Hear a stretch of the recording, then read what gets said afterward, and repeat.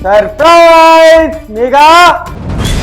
मेरे पति की आवाज है, लगता है ये बॉर्डर से वापस आ गए।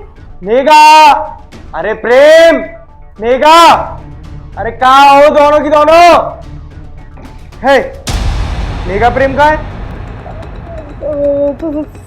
साहब जी, वो छोटे साहब जी तो नीचे हैं। मैडम ना अपने माँ जी के घर गई हैं, हफ्ता भर हो गया। मेघा मम्मी के घर गई है और मेघा ने तो मुझे कुछ बताया ही नहीं। एक सेकंड, इस काम वाली की आवाज तो मेघा जैसी लग रही है। हे, उठना तुम, ऊपर उठो, अपनी शक्ल दिखाओ मुझे जरा। क्या हुआ साहब जी, आपको हमारी शक्ल क्यों देखनी है? आपको पता नहीं है कि गांव में ऐसे औरतों की शक्ल नहीं देख सकते और ना ही हम पराये आदमियों को अपनी शक्ल दिखा सकते हैं। साहब जी आप नीचे जाके साहब जी से पूछ लीजिए, हमें हमारा काम करने दीजिए। अरे ये तो हूबहू मेघा जैसी आवाज है। मैंने कहा उठो तुम, अपनी शक्ल दिखाओ मुझे। साहब जी हमें काम करने दीजिए आप। मेघा तुम ही होना, ये तुम्हारी आवाज से मुझे पता चल रहा है। फटाफट से खड़ी हो जाओ, खड़ी हो जाओ जल्दी। साहब जी क्या हुआ?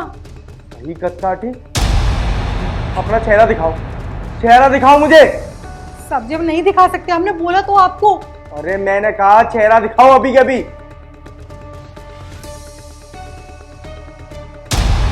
मेघा तुम सालत में यहाँ पे पोछा लगा रही हो? मैं तुम्हें क्या बताऊं, तुमने मुझे पहचान ही लिया कि नौकरानी नहीं, उल्टा तुम्हारी पत्नी यहाँ पोछा लगा रही है। और ये कोई पहली बार नहीं है प्रिंस, तुम्हारे छोटे भाई ने मेरी नाक में दम कर दिया है। वो मेरे ऊपर अत्याचार करता है, जुल्म करता है मेरे ऊपर।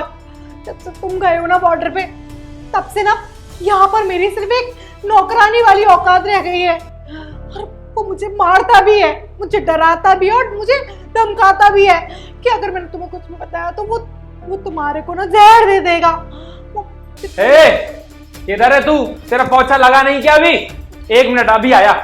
क्या कर दिया यहाँ? भैया आप? प्रेम, किस तरीके से बात कर रहा है तू अपनी भाभी से?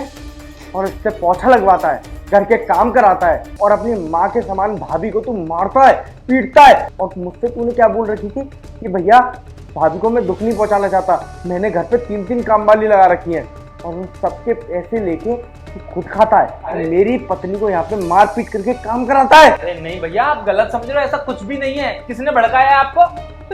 ये झूठ बोल रहे हैं, मैं तुम्हारी कसम खा के बोलती हूँ कि ये सब मेरे साथ ना तब से हो रहा है जब से तुम मुझे यहाँ छोड़ के गए हो। और ये मुझे तुम्हें मारने की धमकी देते हैं, इसलिए मैंने अपना मुंह बंद करा। तुम्हें एक चीज देखी, जब से तुम बॉर्डर गए हो तब से मैंने एक बार भी तुमसे ठीक से बात नहीं करी।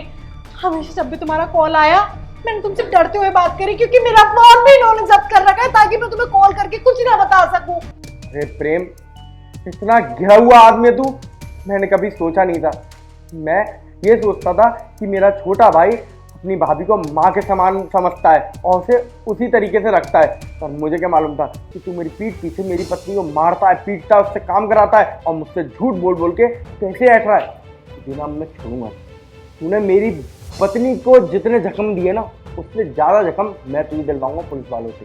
छोड़ूंगा नहीं मैं तुझे अब। भैया मेरी बात सुनो, ऐसा कुछ भी नहीं है। भाभी आपको उल्टा सीधा बोल रही है, ऐसा कुछ भी नहीं है। ये अपनी मर्जी से सारे सब कुछ सुन लिया है मैंने, कैसा है और कैसा नहीं है। किस तरीके से तू बेल्ट लेके आया ना और तू बोल रहा था क्या हुआ, सब कुछ मैं समझ गया हूँ। मेरी पत्नी मुझसे कभी झूठ ही नहीं बोलती, वो तेरी तरह गद्दार नहीं है।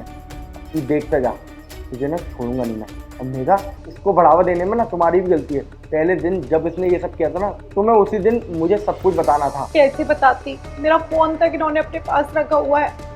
अब टेंशन मत लो, अब इंसाफ ना मैं दिलवाऊंगा तुम्हें।